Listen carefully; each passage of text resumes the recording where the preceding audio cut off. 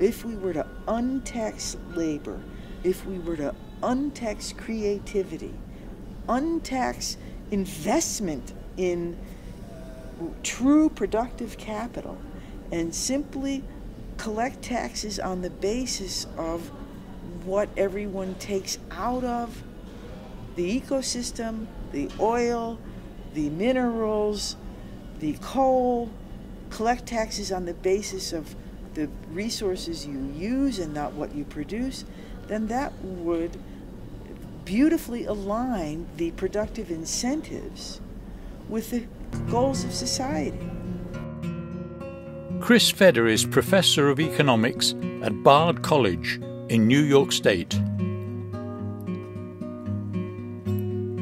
She believes that social problems like the abuse of nature and gender inequality can be traced to injustices rooted in the control over society's resources. I asked her to explain why her fellow economists do not clearly spell out the facts of life in language that people and their politicians can understand. Was there a conspiracy of silence to protect vested interests? I shy away from using the word conspiracy. So I'm simply saying that if you were to objectively look at the incentives that are embedded in the tax system we now have, it shouldn't come as a bit of a surprise that we use land as though there were an infinite amount of it available to be used and used up, and yet the economy as a whole scrimps and saves on labor as though it were extraordinarily scarce. Well, so we have unemployment. Businesses, employers, the last thing they want to do is hire workers because it's very expensive to hire workers. The tax system makes it appear as though labor were scarce when it is plentiful. Plentiful to the point of having unemployment rates that in real terms, if you look at discouraged workers and underemployed workers, is rivaling the unemployment of the Great Depression. So our whole tax code is biased in favor of using land liberally as though we could never run out of it, but scrimping on labor as though it were the scarcest resource around. Therefore, we have chronic unemployment, and we have periodically real estate-driven booms and crashes. And even in the recovery from the real estate bust, we see in the past generation the phrase jobless recovery has become standard.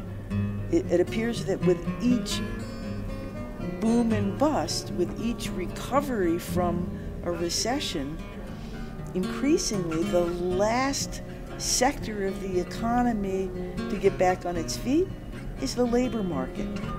We see in the numbers, we see GDP start to go up. We see profits start to recover. The financial system, profits were record high last year. We see the stock market recover. We see all these signs of growth and recovery, except nobody has a job. Why in the world is that? Well, the reasons are complex, but there's a fundamental, large, huge, vast bias in our tax structure against labor. Oh, it's no wonder. Nothing to be surprised at. So you're describing a system that's malicious against people who want to earn a living. Most politicians, and certainly most voters, simply don't understand what's going on. They are innocent pawns in this game. And I think that they don't understand it in large part because economists who would seem to be responsible for explaining these sorts of things, don't even use a language anymore that enables us to distinguish between land and labor, the two fundamental factors of production. The way that happens is land is pretty much been eliminated from the entire lexicon of economics. Or if you have to talk about land, you refer to real estate, right? Real estate, which is a melding of land and the buildings on it. Even when the land market boomed and then crashed in the most spectacular way in the past 10 years, even now, no one seems to be talking about land market speculation as the underlying cause, even though it's inconceivable how that would not be obvious to one and all, because we don't speak of it. It's the elephant in the room.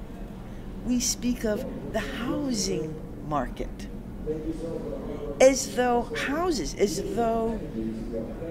the houses themselves had strangely quadrupled in value over in some places in a matter of a few years. That's nuts.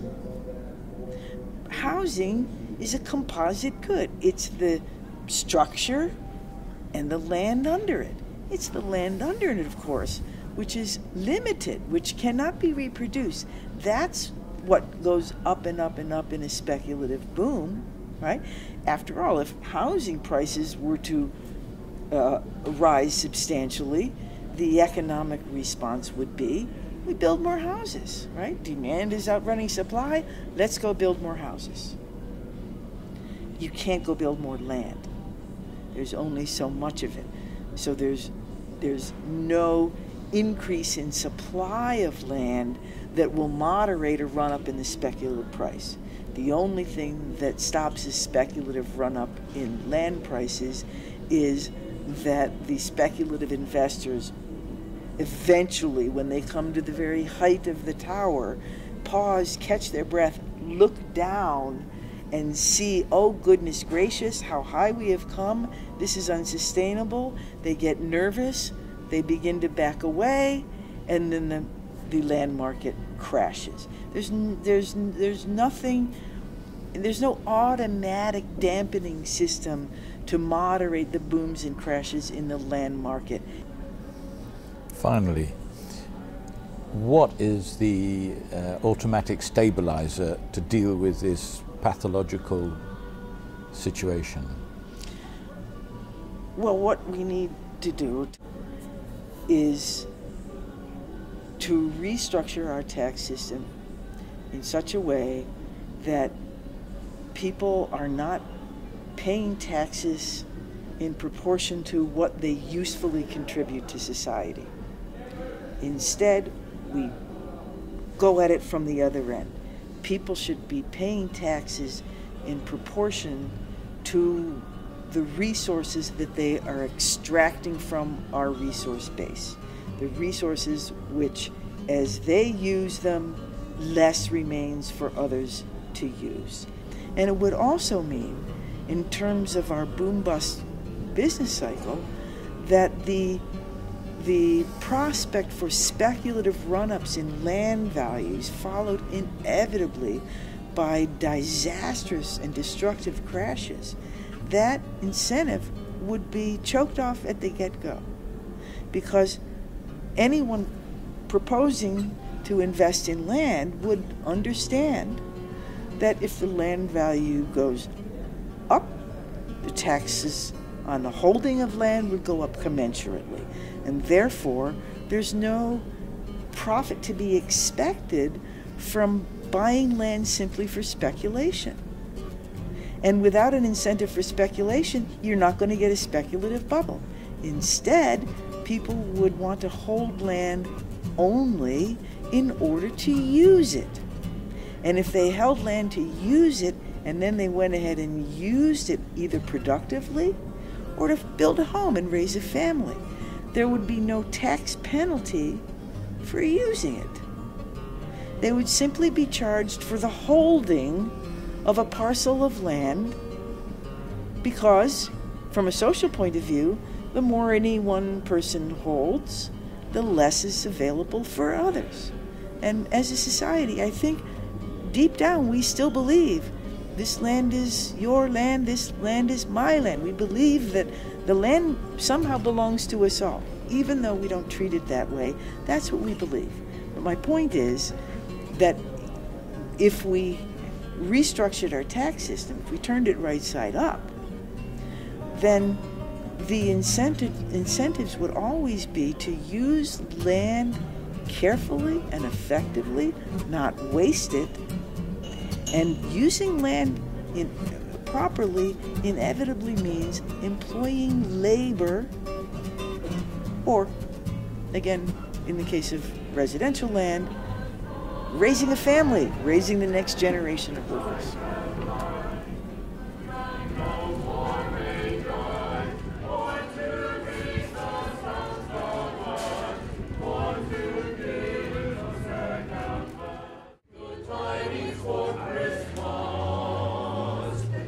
Happy New Year.